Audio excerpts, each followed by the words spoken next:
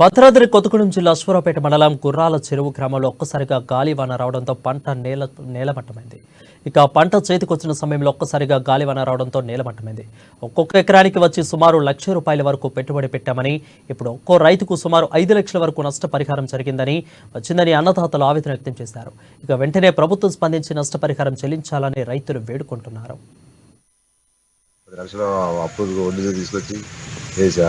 గెర్రలు తయారు వచ్చాక మొత్తం పడిపోయింది. గవర్నమెంట్ ఎకరానికి వచ్చి ₹1,00,000 పెట్టుబడి పెట్టింది. మంచి గెర్రలో వచ్చే టైంలో పడిపోయింది.